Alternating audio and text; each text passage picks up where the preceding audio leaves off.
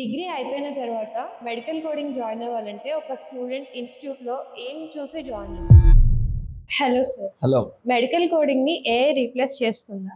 100% safe. AI assist చేస్తుంది, replace కాదు. Non life science student కి మెడికల్ కోడింగ్ లో ఛాన్స్ ఉంటుందా? యా, చాలా మంచి క్వశ్చన్ అడిగారు. నాన్ లైఫ్ సైన్స్ వాళ్ళకు కూడా మెడికల్ కోడింగ్ లో మంచి అవకాశాలు ఉన్నాయి, కానీ వీళ్ళు బేసిక్స్ నుంచి స్టార్ట్ చేయాలి. లైక్ అనాటమీ, మెడికల్ టర్మినాలజీ ఏవైతే బేసిక్స్ ఉన్నాయో వీటి నుంచి స్టార్ట్ చేసుకోవాల్సి వస్తుంది. మెడికల్ కోడింగ్ ఫీల్డ్ లో most of the student fail అవడానికి రీజన్ ఏంటి సార్?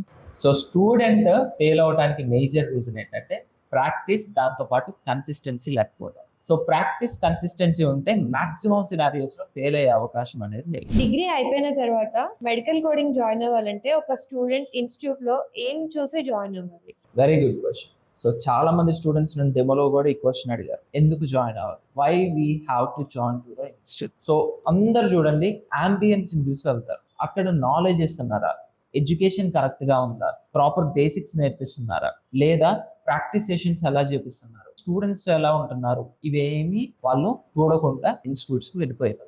ఇక్కడ ఒక స్టూడెంట్ తెలుసుకోవాల్సింది ఏంటి అని అంటే, మీరు చూడాల్సింది పైన రంగుల్ని లోపల ఉండే మ్యాటర్. ఇంకా మీకు ఏమైనా డౌట్స్ ఉంటే కింద కామెంట్ బాక్స్ లో మీ డౌట్స్ ని కామెంట్ చేయండి. నెక్స్ట్ దాని గురించి కూడా వీడియో చేయండి.